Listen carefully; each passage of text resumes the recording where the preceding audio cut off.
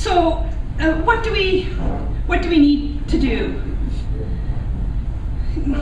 as farmers, as people who eat food? First of all, the NFU is committed to building a food and a farm system that's built around the principles of food sovereignty. And there's seven principles of food sovereignty, the sort of Canadian definition of food sovereignty. I'm just going to talk about 3 of them. But one of the principles is to value food providers. And that's about, so we need to build an understanding between farmers and non-farmers. As farmers, I'll agree, especially as an ecological, organic farmer, that we have an obligation to provide safe basic food, and we have an obligation to steward the soil and the water and the air. As non-farmers, I would say that you have an obligation to support us farmers through fair prices and programs which protect farmers from loss of income if they set aside some land, or if they have to do something a little bit differently to help protect the soil, the water, other life. But the most important thing is to value me as a food provider by giving me a fair price. If I know I have a fair price, if I know that the work I put in to protect the soil, to protect the water, to protect the air, if I know that I have that fair price, then I can protect that soil and I can protect that water. I can fulfill my obligation. But if I start to have to cut corners because I'm not getting a fair price, then it becomes harder for me to do sort of my piece of the obligation.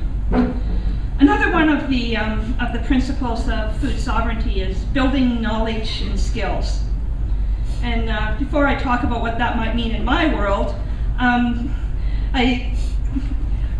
earlier this month, and some of you were probably took part, earlier this month the National Farmers Union Ontario called for a day of action against genetically modified alfalfa.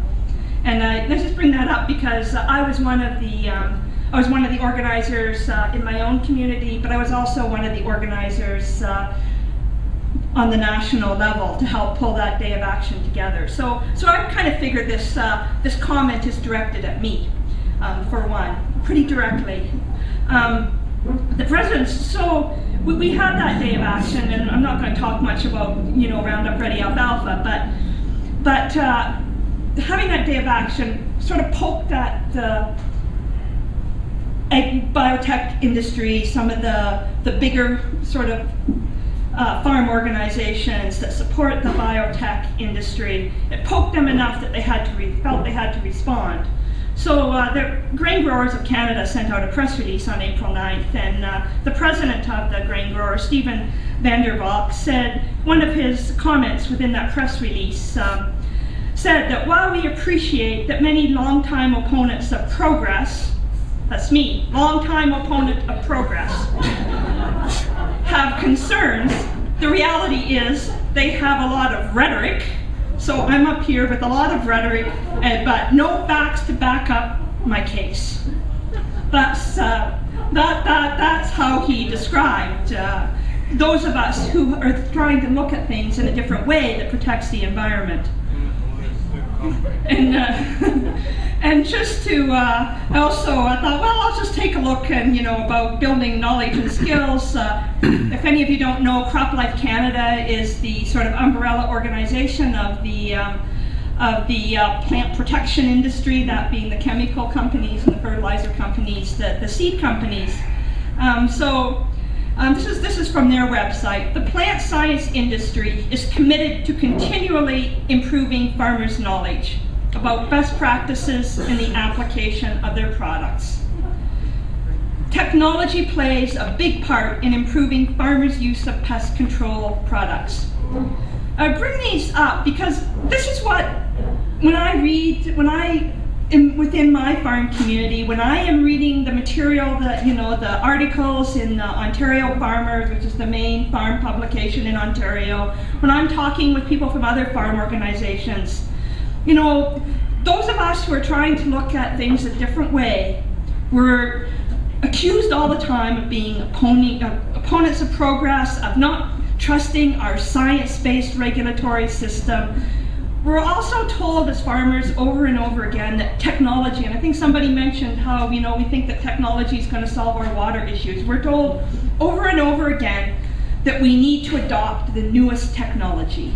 So for them, building knowledge and skills is about technology and technology answers, and trusting that science will solve our answers. And our science-based is just like a term that just like drives me nuts anymore, because it's so often about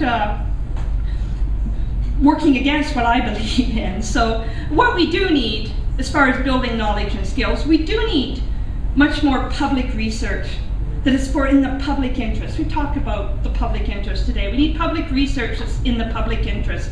That's not research that's tied, that's given. So often now, research dollars go to the people who can provide the matching funding. So if you provide the matching funding, a chemical company, you'll get some public money to go with that. But we need research that's done in the public interest about how we can create biodiversity, about understanding nature, about how insect life cycles work, so that we don't have to use, our knowledge should not be about what product we can use, what technology we can use to deal with insects, but as a farmer, about the life cycle, so I can figure out how to work with nature and with those life cycles. Utilize to make it a useful thing, not a pest. And the other thing we need is we need to be able to, I mentioned in my introduction, I had it mentioned that I work in the past president and still do some work with Ecological Farmers of Ontario. That's an organization that is about sharing knowledge and skills among farmers. But it's like so many groups that are doing good work struggles to survive because nobody supports sharing knowledge and skills among farmers. We're not smart enough to share our own skills. We need to purchase them. That's what we're told over and over again. So anyway, so those are two of the principles. The third principle I wanted to bring up, because I think it's relevant, of food sovereignty, is working with nature. And again, back to CropLife Canada and what they have to say. And I guess before I say that, I will say that as farmers, we are faced over and over again with a message and a pressure that we need to, as farmers in Ontario, we have to produce food to feed the planet. Whatever it takes, we need to produce the food to feed the planet. It's not about producing food to feed ourselves and our communities, but we need to produce as much as we can, because more for a cheaper price. So, CropLife Canada, one of their things is to, if we buy their products, we can have greater production per acre. But I thought this was interesting. This is off their website when they're talking about biotechnology. Plant biotechnology helps farmers increase yields by producing more food on existing farmland. So that's the message we're given. We've got to produce more on our existing farmland. But here's the message they're giving to you. If we produce more, that means more valuable green spaces and the wildlife within are preserved and protected from being cultivated. So they're telling you that we're going to protect green spaces and wildlife by producing more, whereas what they're doing to us is saying produce more, plow up more land so that you can buy more products from us.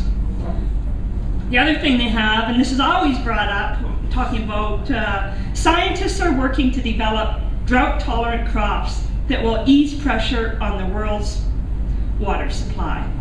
We're told that over and over again. So far, what we've got as far as biotechnology and genetically modified crops are ones that, for the most part, allow us to use herbicides on them. And also some that, and there is also the Bt ones that allow us to not spray crops that in general were often not being sprayed before anyway with insecticides. So anyway, that's so there's always this promise of drought-tolerant crops. We already have drought-tolerant crops. It's a matter of choosing the crops that should be grown for the climate. This is about growing crops that don't belong in the climate, in a different climate. It's not about growing what the crops are that are suited for that. So working with nature is about growing what should be growing there. So as far as, you know, what we do need to do as far as working with nature, we need to keep land in the hands of family farmers, of indigenous people, of the people that know the land, that work the land. We need to support farming systems that are based on what's often used internationally as agroecology, but ecological farm practices on smaller mixed farms. And mixed is important, where we've got, like nature, we've got the plants and the animals. We need fair prices to produce ecologically grown food. And we need to look at ways that we can do other ways to support farmers in order to help them protect the land and the water and the biodiversity. That could be through things like lower taxes when farmers have forest belts or shelter belts or leave some areas uncultivated. So I think I'll leave it there, and then if there's a couple of questions or comments, although maybe I will just say before I leave it there, one thing that's being talked about a lot by especially I see some environmental groups and some people looking at local food is a suggestion that we should move towards ecological goods and service payments. That's not the same as paying farmers a fair price for producing food. That's something very different, and it's about putting a price on nature, including on water. So if someone wants to ask me, I can talk more about why I have a lot of concerns about this sort of move and support for ecological goods and services, because it's about the same market system. It's about the same corporations finding a way to get public money. It's not about supporting farmers to move to more ecological production.